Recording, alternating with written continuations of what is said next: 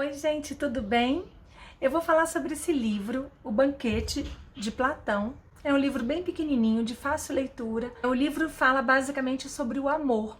E tudo começa quando Sócrates encontra Aristodemos e o Aristodemos pergunta onde que ele está indo de sandálias. E ele fala que vai a um simpósio, né, a um jantar na casa do Ágaton. E convida o Aristodemos. O Aristodemos fala, não, mas eu não fui convidado, não posso ir. E o Sócrates fala, os bons sempre vão sem convites ao banquete dos bons. E o Aristodemos fala, não é bem assim, como dizia Homero, eu sou um eu inferior que estaria indo a um jantar na casa de um sábio poeta, uma pessoa superior. E o Sócrates fala que lá eles vão decidir o que vão falar. Chegando lá, tem vários pensadores, né, em volta da mesa, e o Eristímaco, que é um médico, ele que sugere, ele fala, gente, vamos fazer uma homenagem a Eros, né, ao deus do amor. Cada um faz um discurso, porque de todos os deuses que já foram homenageados, o Eros é o que menos recebeu homenagens e ele é muito merecedor, e todos concordam. Começando por Fedro. Fedro vai falar uma visão muito ideal do amor, muito linda. Ele fala que aquele que ama, ele vai se engrandecer de virtuosidade, de felicidade até depois da morte. O Fedro fala que Eros é o deus mais velho e por ser o mais velho, ele é a causa dos maiores bens que nós recebemos e que não existe um bem maior que possa ser dado a um mancebo do que amá-lo virtuosamente. O Fedro faz uma comparação muito interessante. Ele fala assim que se fosse feito um exército ou um estado composto de amantes e amados, que seria feita uma constituição política insuperável, porque todos iam querer sempre agir de forma honrosa, porque você não vai fazer nada que desonre aquele ser que você ama, aquela pessoa que você ama. Então é muito bonita a comparação que ele faz, né? E ele fala que aquele que ama, ele é mais virtuoso do que aquele que é amado, porque quando você ama, você traz muita divindade com você. Logo depois do Fedro, vem Pausânias. Pausânias vai falar que ele não está entendendo porque existem dois Eros. E a qual deles deve ser feita uma homenagem, né? Porque se existem duas Afrodites, existem também dois Eros. Tem a Afrodite celeste, que é a Urânia, que é voltada ao mundo das ideias, a uma relação de dedicação, sem traição. E tem a Afrodite, a Pandêmia, que ela é a Afrodite carnal, ligada ao ato sexual, à matéria.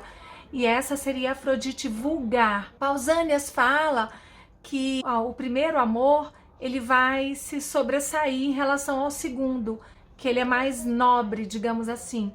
Ele fala que nas ações não existe uma ação por si só boa ou má. O que ele fala é que toda ação ela não pode ser vista só pelo que está se fazendo. Por exemplo, nós estamos aqui reunidos para comer, beber.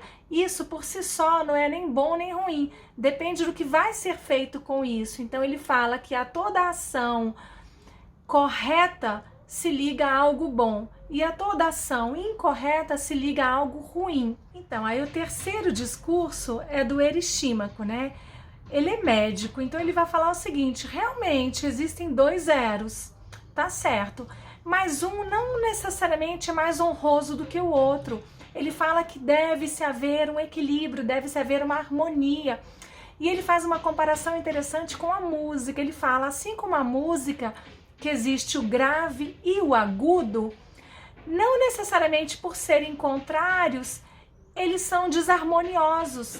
Eles se uniram como se a música fosse uma ciência da arte. Então, no caso do Eros, né, ele fala também que a medicina, né, que a arte que ele pratica, ele fala que na medicina, da mesma forma que o corpo é importante, o físico, né, as pessoas devem cuidar do seu físico, A alma também é importante, né? E aí a gente pode até fazer uma comparação hoje com a psicologia e a medicina, algo que não adianta você estar bem com o seu corpo se a sua mente não está boa. Ele fala que não tem como enaltecer um eros, que tudo é importante e que deve haver harmonia e equilíbrio.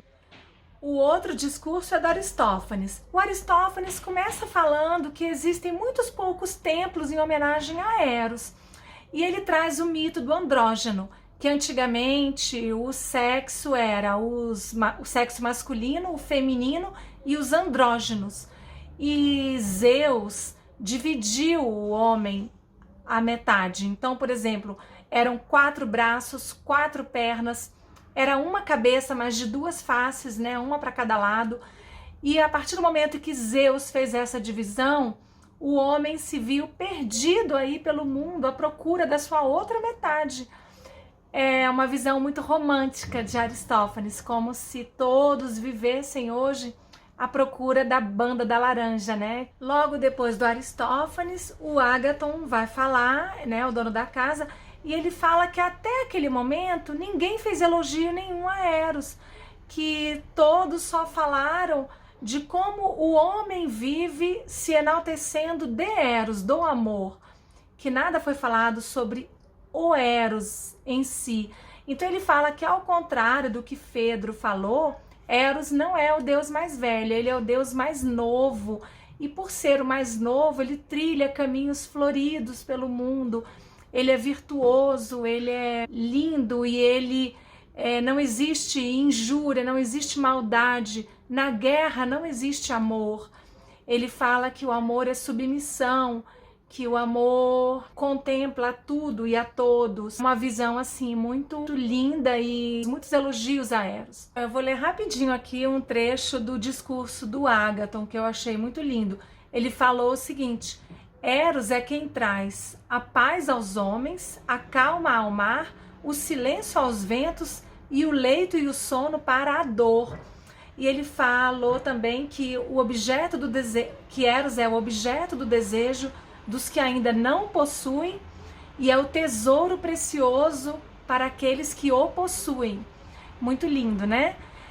Por fim, o último discurso é o de Sócrates. Sócrates é o discurso mais esperado da noite, ficou por último, e ele vai falar o seguinte, que você só pode desejar aquilo que você não tem. Então, que se Eros deseja o belo, é porque ele não tem beleza. Se Eros deseja o bom, é porque ele não teria bondade.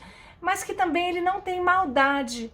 Que Eros é uma constante busca, é um constante esperar, a procura de algo, que ele está no caminho, que seria a perfeição, o encontro pela perfeição de algo que é um processo. E ele fala também que Eros nasceu de uma relação da mendiga Penúria com o Deus, com Deus Poros, e que então Eros herdou a carência da mãe e a coragem e a grandeza do pai. É isso, gente. Obrigada. Até o próximo vídeo. Tchau.